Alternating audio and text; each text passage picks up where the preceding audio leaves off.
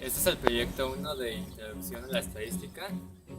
Somos el equipo 3, conformado por José Andrés Calderón Rojas y Bosco Gómez Cortés. Yo soy Ana Paula Gil y nuestra maestra es María Dolores y somos el equipo 3. Población. Población es un conjunto de eventos, cosas o personas de las que se requiere hacer un estudio. La muestra es un subconjunto de la población elegida al azar para que los datos sean más certeros y representativos. Y el espacio muestral es un conjunto de posibles resultados de la muestra. Cuando usas una tabla de frecuencias, ¿cuántas clases es conveniente tener? Bueno, cuando tú utilizas una tabla de frecuencias, no es el mismo número de clases para todas las tablas. El número de clases depende de la cantidad de datos que se tenga. Lo que sí facilita el trabajo es buscar si los datos son divisores entre el número de clases que se pueden seleccionar. En esta tabla se muestran el número de clases que se recomienda a partir de los números de datos. Las de tendencia central son la moda, la mediana y la media. Para calcularlas es necesario que los datos estén ordenados de menor a mayor. La moda es el número que más se repite, es decir, el que mayor frecuencia tiene. En este caso sería el 21 porque se repiten 2 veces, pero si el 14 se volviera a repetir, la moda sería entre el 14 y el 21. Y si ni el 14 ni el 21 se repitieran, podría haber la posibilidad de que no existiera la moda. Para la mediana se toma el valor del medio. Si la serie de números es impar, solo se toma el del medio, en este caso sería 18. Pero si fuera par, se toman los dos números del medio y se suman, que en este caso da 37, y se dividen entre 2, queda 18.5, y esa sería la mediana. Para sacar el promedio o la media, suman todos los datos, queda 110 y se divide entre 6, que son el número de datos, lo que daría 18.33 y esa sería la media. Las medidas de dispersión son el rango, la varianza, la desviación estándar y el coeficiente de variación. Estas medidas se utilizan para apoyar la información que ya se había recopilado y para evitar errores. Para sacar el rango, es la diferencia del mayor menos el menor. Para sacar la varianza hay dos fórmulas para los datos agrupados y no agrupados. Para los datos agrupados, primero se saca la diferencia de la marca de clase menos el promedio elevado al cuadrado por la frecuencia, todo esto entre el número de datos menos 1. Y para los datos no agrupados, saca primero la diferencia de la frecuencia menos el promedio elevado al cuadrado entre el número de datos menos 1. Para la desviación estándar es necesario tener primero la varianza, ya que es la raíz cuadrada de la varianza. Y para el coeficiente de variación se necesita tener la desviación estándar, ya que es la desviación estándar entre el promedio por 100% y el resultado se representa en porcentaje. Los cuartiles son medidas estadísticas de posición que tienen la propiedad de dividir la serie estadística en 4 grupos de números iguales de términos. Es una medida de posición no central que nos dice cómo está posicionado un valor respecto al total de una muestra. Para el percentil, el concepto es sencillo. Si se tiene una muestra y se divide entre 100, cada una de esas partes es un percentil. Típico es una observación grande o pequeña que puede ser engañosa para obtener la moda o la mediana en un conjunto. Por ejemplo, si tienes un número como en un conjunto 1, 2, 3, 4, 5 y un 56, puedes pensar que los datos que te den de moda y mediana sean grandes porque tienes el 56, pero no siempre tiene que ser así.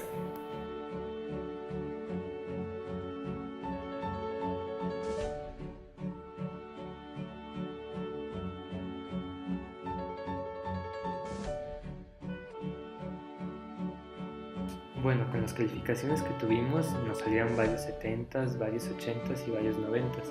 Entonces hicimos un diagrama de tallo y hojas.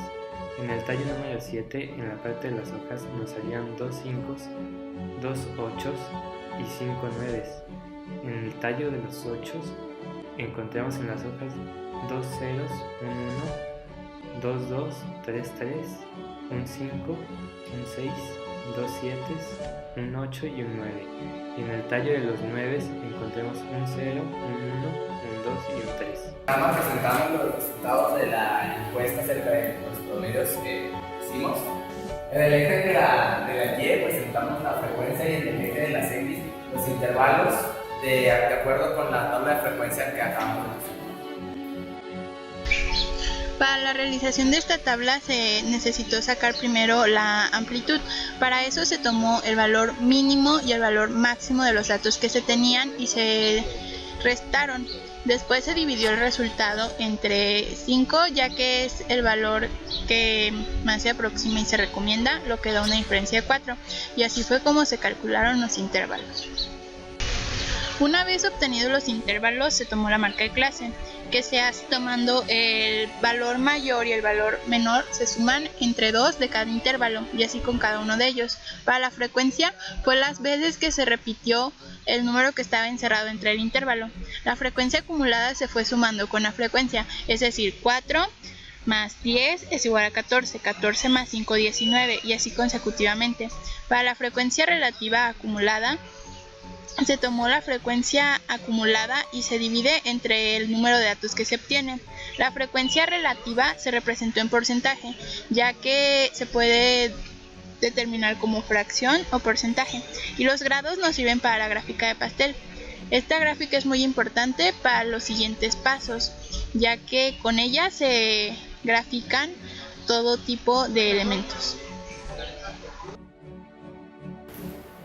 Y en esta gráfica nos explica, aquí nos dan los datos detallados.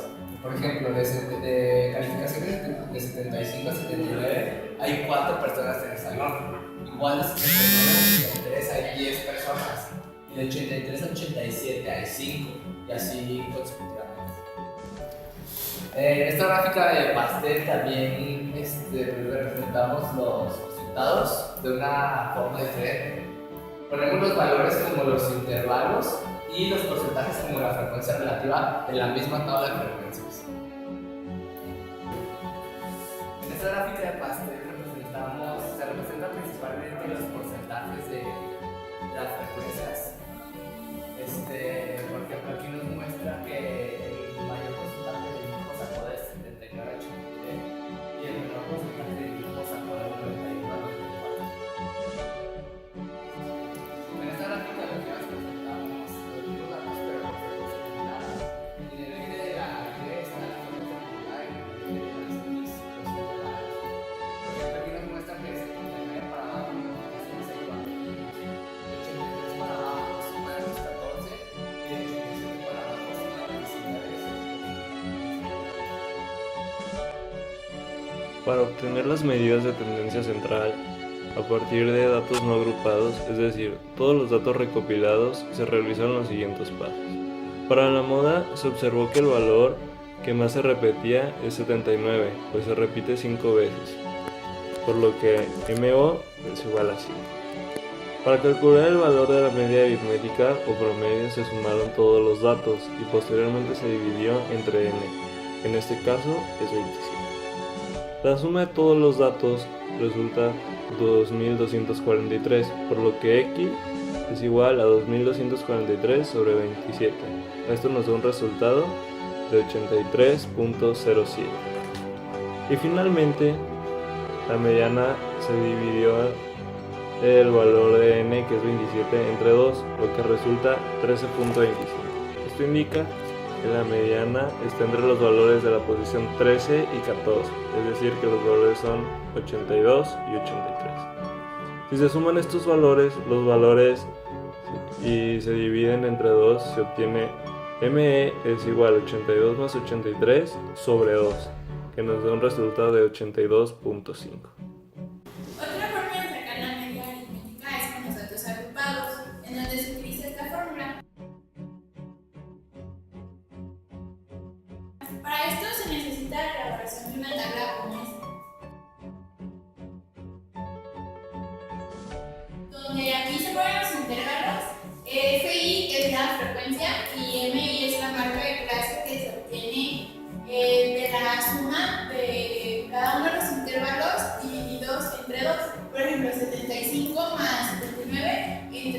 277, que es la marca de clase, y así con cada uno. Para esto se necesita multiplicar FI por MI, que es la frecuencia, por la marca de clase, y todo esto se suma, como aparece aquí. La suma es esto. Y se divide entre los datos, el número de datos es 27, lo que da 83.90. Por lo tanto, la media aritmética es 83.90, que es algo que se aproxima mucho al resultado que habíamos tenido anteriormente. Para sacar las medidas de desviación, para sacar la varianza, se necesita esta fórmula. Y en el mismo caso se necesita esta misma tabla, pero ahora con más datos. Se necesita el promedio, que es por lo que lo sacamos en este caso, que es la diferencia de la marca de clase menos el promedio, que es todo esto. Estos resultados se elevan al cuadrado, y ya que se tiene elevados al cuadrado, se multiplican por FI. Y ya regresando a la fórmula, se utiliza el valor de la última línea. Se suman todos y se divide entre el número de valores menos 1. En este caso sería entre 26, lo que da 4.94. Y para sacar la desviación estándar se le saca raíz a 4.94, que da 2.22. Para sacar el coeficiente de variación se divide el 2.22, que es la desviación estándar, entre el promedio, que es 83.90. Se multiplica por 100 y da 2.64%. Para el rango diferencial se toman los valores del más grande y el más pequeño. Se hace la resta y en este caso el rango diferencial es 18. Para hacer el diagrama de caja es necesario sacar los cuartiles. Y bueno, comenzamos con el valor máximo, que es 93 por Gil, el valor mínimo, que es 75 por Rodrigo. Y para sacar el cuartil 1 ya sabemos que tenemos que sacar la posición, entonces punto 25 por 28, ya que son 27 los alumnos, se les suma. Eso nos da la posición 7, que sería 79, que es la calificación de Gesser. Y para sacar el cuartil 3, multiplicamos punto 75 por 28 otra vez y nos da la calificación de Frank en el número 21, que es 87. Para sacar el cuartil número 2 ya sabemos que es la mediana, y la mediana es 82. Y luego sacamos el rango intercuartil, que es el cuartil 3 menos el 1, y nos da 8.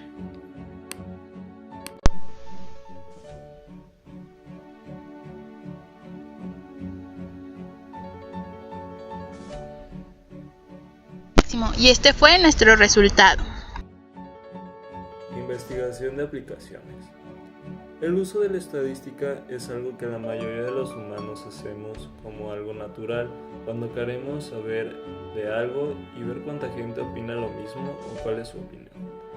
Una de las formas de las que más se presenta la estadística es en el INEGI, donde usan gráficas de todas las formas y recolectan y organizan los datos con la ayuda de la estadística. El INEGI se encarga de recopilar toda la información como población por el total de los estados, o cuando saca la cantidad de grupos indígenas que hay en cada estado. Por lo general es más fácil encontrar qué número de gente tiene cada estado, y para ubicarla utilizan la gráfica de ojiva, que es donde acomodan la información por los datos de los estados.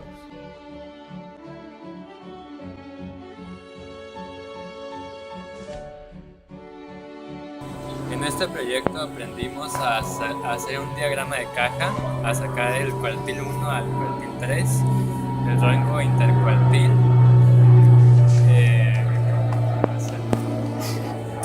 las diferentes gráficas que con eso se pueden conocer los resultados de las encuestas. Y aparte, o sea, eso ya lo habíamos visto en clase, pero aprendimos a aplicarlo en un ejemplo real. Y también gracias a cuestiones como el diagrama de Tayo-Joha permitió que entendiéramos los promedios y también en cómo aplicar y cómo usan los maestros en la vida cotidiana la estadística.